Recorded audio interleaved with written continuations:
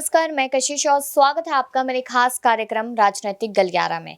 देखा जाए तो राजस्थान के चुनाव इसी साल के आखिरी में होने वाले हैं। तमाम तरीके की जानकारियां हम आपके साथ पहले भी साझा कर चुके हैं, लेकिन अब इस वक्त जो बड़ी खबर यहाँ पर सामने आई है उसमें कहीं ना कहीं चौंका देने वाली बातें भी खुल रही है। देखा जाए यहाँ पर तो जिस तरीके से अशोक गहलोत मल्लिकार्जुन खड़गे से मुलाकात करने के लिए उनके आवास पर पहुंचे, तो उस बात ने काफी सारे सवाल खड़े कर दिए कि आखिरकार किन मुद्दों पर चर्चा हुई। तो मुद्दे यहाँ पर साफ तौर पे बताए जा रहे थे कि एक तो पायलट का मुद्दा, दूसरा यहाँ पर जिस तरीके से विपक्ष ईडी और सीबीआई को लेकर आ रही है वो मुद्दा, और तीसरा मुद्दा यहाँ पर जो अलग अलग जगहों पे नए जिले खोलने की बात की गई है वो मुद्दा, और एक और मुद्दा राहुल गांधी की माफी मांगने पर। तो ये तमाम तरीके के मुद्दे हैं, सब पर चर्चा करेंगे। लेकिन इससे पहले मैं आपको बता दूं कि इंस्टाग्राम पर एक पोस्ट शेयर हुआ था, उसमें लिखा था कि 2023 से लेकर 2028 का समय गहलोत को मुबारक हो। अब ये बात साफ तौर पे इशारा करती है कि गहलोत को सीएम कैंडिडेट बना दिया गया है। अब अनाउंसमेंट बाकी है, सोशल मीडिया पर भले अनाउंसमेंट हो गई हो,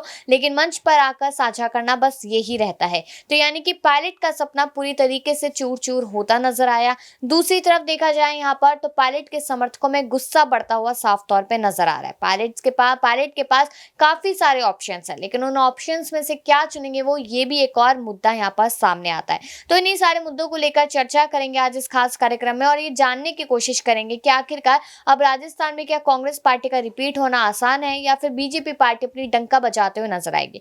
मेरे साथ कपिल यहाँ पर है। देखा जाए यहाँ पर कपिल, तो काफी सारी बातें मैंने साझा की यहाँ पर दर्शकों के साथ, लेकिन सबसे पहली बात यही सामने आएगी कि जो सोशल मीडिया पर पोस्ट शेयर किया गया है जिसमें 2023 से 28 मुबारकबाद दे दी गई गहलोत को, तो इशारा तो साफ तौर पे हो ही गया है कि पायलट का सपना टूट गया और अब गहलोत मुख्यमंत्री है। बिल्कुल, जिस तरीके से सचिन पायलट पर कोई पहले ही बड़ा फैसला नहीं लिया जा रहा था, वहीं पर हम ये मान चुके थे कि पायलट का सपना अब टूट चुका है। पर जिस तरीके से आप बता रहे हैं कि इंस्टाग्राम अकाउंट पर एक पोस्ट किया गया जिसमें बताया गया कि 23 से 27 तक, ये सारी बातें बताने के लिए काफ़ी हैं कि गहलोत की जादूगरी एक बार फिर चलती हुई नज़र आ रही है। जबकि देखिए, मुद्दे कितने सारे थे। महिलाओं के सम्मान का मुद्दा था, आपने किसानों का मुद्दा दिखाया था। तो ऐसे कई मुद्दे थे जिनको लेकर गहलोत लगातार गिरते हुए नजर आए थे। भले ही वो चुनाव में जीते या हारे, लेकिन मुख्यमंत्री पद पर दावेदारी करते हुए तो करते हुए नजर आएंगे। अगर यहाँ पर ये चीज भी देखी जाए कि इंस्टाग्राम पर भले पोस्ट को शेयर कर दिया, तो लेकिन कमेंट्स की अगर मैं बात करूँ तो वहां पर सिर्फ और सिर्फ सचिन पायलट जिंदाबाद के ही नारे लगते हुए नजर आए। लेकिन आज जिस तरीके से खबर सामने है कि कल शाम में आवास पर पहुंचे थे गहलोत खड़गे से मुलाकात करने के लिए, पायलट के मुद्दे पर बातचीत हुई और यहाँ पर गहलोत ये कहते नजर आए कि सब लोग साथ मिलकर चुनाव लड़ेंगे और यहाँ पर किसी में भी भेदभाव नहीं है, मतभेद हर किसी में होता है। तो आपको लगता नहीं कि ये एक स्ट्रैटेजी है यहाँ पर गहलोत की चुनाव जीतने की और स्पेशली सीएम बनने की? बिल्कुल, ये स्ट्रैटेजी है, क्योंकि आप ये देखिए ना कि जादूगर का नाम उन्हें जो है वो ऐसे ही नहीं दिया गया था। एक मैंने पुरानी रिपोर्ट देखी थी, उसमें कहा गया था कि कांग्रेस का जब टाइम था तब भी गहलोत ने इस तरीके के काम किए थे, जिसकी वजह से तमाम ऐसे नेता थे जो राजनीति से बाहर हो गए थे। तो गहलोत की अगर बात करी जाए, देखिए साल 2018 के बाद जब 2020 में इस तरह की चीज़ें देखी जाती हैं, तब ये माना जा रहा था कि पायलट मुख्यमंत्री बन सकते हैं, तब भी इस तरह की चीज़ें देखने को मिली। 81 विधायकों ने जो अपना इस्तीफा सौंपने वाले थे, लगभग सौंप दिया था, ये भी कहा जा सकता है। तो वो भी गहलोत के समर्थन में था। तो गहलोत जो है वो अच्छी तरह जानते हैं कि राजनीति में कैसे पद पर बने रहना है। हालांकि अगर वो चुनाव जिताने में कामयाब हो जाते हैं तो मुझे लगता है कि 2027 तक विधानसभा चुनाव की अगर बात करी जाए तो पायलट का पत्ता पूरी तरह से कट जाएगा। देखिए, बिल्कुल माना जा सकता है इस बात को, क्योंकि यहाँ पर गहलोत आखिरी समय पर ऐसा कोई ना कोई बड़ा कदम उठाते हुए नजर आते हैं, इसकी वजह से सारी बातें कही जाती है। अब देखा जाए यहाँ पर तो कहीं ना कहीं अब और भी सवाल लगातार बने हुए हैं। अब दूसरा मुद्दा यहाँ पर राहुल गांधी को लेकर सामने आता है। कांग्रेस पार्टी के लिए मुश्किलें कम नहीं है। यहाँ पर राहुल गांधी ने जिस तरीके से कैम्ब्रिज में जाके, लंदन में जाके यहाँ पर जो भी बातें देश के लिए कही है, वो बढ़ते बढ़ते बहुत बड़ा मुद्दा बन चुका है और यहाँ पर सब लोग कह रहे हैं कि उनको माफी मांगनी चाहिए। और यहाँ पर गहलोत ने कहा कि माफी मांगनी चाहिए, लेकिन जिस तरीके से हमारे साथ ही क्यों होता है कि माइक्रोफोन बंद कर दिए जाते हैं, संसद से बाहर कर दिया जाता है, निष्कासित करने की बात कर दी जाती है, और अब तो राहुल गांधी के घर पुलिस भी पहुंची। तो इस मुद्दे को आप किस तरीके से देख रहे हैं कि यहाँ पर बीजेपी पार्टी कांग्रेस को चारों तरफ से घेरने की कोशिश करी और कमजोर करने की भी? देखिए, कांग्रेस की अगर बात करी जाए तो राहुल गांधी जिस तरीके से भारत जोड़ो यात्रा में चलते हुए नज़र आए थे, तमाम ऐसे मुद्दे थे जहाँ उन्होंने उठाया था उन मुद्दों को। और उसके बाद बीजेपी जो है वो ये कोशिश कर रही थी कि किस मुद्दे में राहुल गांधी को घेरा जाए, तब ऐसा कोई मुद्दा नहीं मिलता है। लेकिन अब जिस तरीके से राहुल गांधी जब कैम्ब्रिज यूनिवर्सिटी जाते हैं, वहाँ ये बोलते हैं कि देश में जब मैं रहता हूँ, यानी कि संसद में जाता हूँ, मेरा माइक बंद कर दिया जाता है, मुझे बोलने नहीं दिया जाता है। और ख़ास तौर पर जब उन्होंने अमेरिका और यूरोप को जो है ये कहा कि आप जाइए मध्यस्थता करिए और देखिए देश में लोकतंत्र को लेकर कितने बुरे हालात हैं। तो जब इंदिरा गांधी थी तब उन्होंने इमरजेंसी लगाई थी, उसको लेकर बीजेपी जो है वो आरोप लगाती है।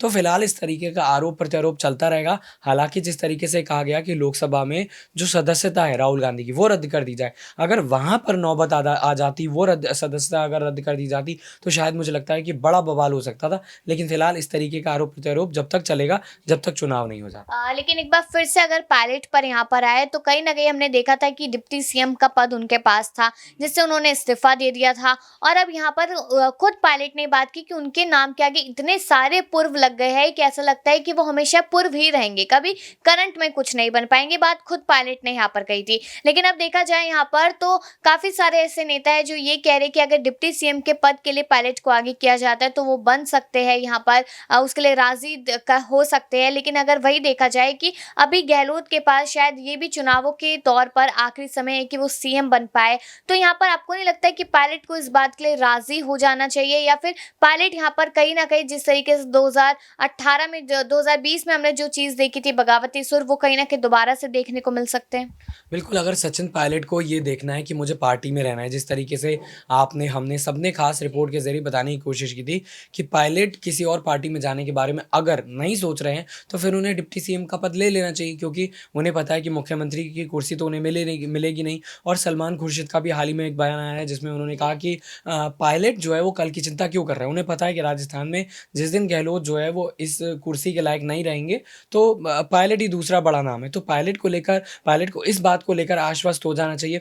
और कहीं न कहीं ये दिखाने के लिए भी काफ़ी है कि पायलट अगर बगावत नहीं कर रहे हैं तो शायद वो सलमान खुर्शीद वाला जो व्यू है वही सोच कर चल रहे हैं। वो भले ही आज के दौर में कह रहे हैं कि मुझे कुर्सी चाहिए, लेकिन अगर वो कुर्सी नहीं मिल पाती तो ये मान कर चल रहे हैं कि फ़िलहाल मैं एग्रेसिव नज़र आता हूँ, अगर मुझे मिल जाती है तो ठीक है, अगर नहीं मिलती है तो एक ना एक दिन ज़रूर मिल जाएगी। और ऐसे केस में मुझे लगता है कि डिप्टी सीएम पद जो है वो उन्हें अपना लेना चाहिए। लेकिन यहाँ पर पायलट के समर्थन में सभी लोग नजर आ रहे हैं। पूरा राजस्थान पायलट को सीएम बनाना चाहता है, सिर्फ विधायकों को छोड़ के। तो यहाँ आखिरी सवाल मेरा यहाँ पर रहेगा कि यहाँ पर अगर पायलट को समर्थन जनता का मिल रहा है तो आपको नहीं लगता कि पायलट को बीजेपी भी, आम आदमी पार्टी भी और यहाँ पर ओवैसी की पार्टी भी, हर कोई पार्टी कोई ना कोई साधने की कोशिश करेगी? तो क्या पायलट तब भी कांग्रेस में रहेंगे? कौन सी बड़ी वजह दिख रही है कांग्रेस में रहने की? देखिए, अब बड़ी वजह तो यही दिख रही है जो सलमान खुर्शीद ने कहा, वो एक नया व्यू निकल कर आता है कि शायद वो ये सोच रहे हैं कि इस पार्टी में अगर मैं बना रहूँगा, आने वाले वक़्त में कोई दूसरा बड़ा कैंडिडेट नहीं रहेगा। सिंधिया अगर बीजेपी में जाते हैं तो आप देखिए कि शिवराज और सिंधिया को लेकर बार-बार ये बात होती है कि बनेगा कौन? लेकिन कांग्रेस में इस तरीके की चीज़ें देखने को मिलेंगी जब दूसरा कोई दावेदार नहीं होगा और पायलट जो है वो एकमात्र ऐसे दावेदार होंगे जो मुख्यमंत्री पद की कुर्सी आने वाले 15-20 साल तक सँभाल सकते हैं। अगर चुनाव में वो जीतते हुए नज़र आते हैं तो मुझे लगता है कि फिलहाल पायलट यही सोच रहे हैं। जी, शुक्रिया कपिल यहाँ पर। लेकिन चलिए अब आपको सलमान खुर्शीद की वो बातें सुनवाते हैं जिससे कहीं ना कहीं ये उम्मीद दिखाई दे रही है कि पायलट आज नहीं तो आने वाले समय में जरूर सीएम पद संभालते नजर आएंगे। लेकिन फिर आपकी क्या राय रहेगी इस मुद्दे को लेकर कि क्या कांग्रेस पार्टी का फैसला सही है या गलत? और बाकी खबरों के लिए देखते रहिए नेक्स्ट 9 न्यूज।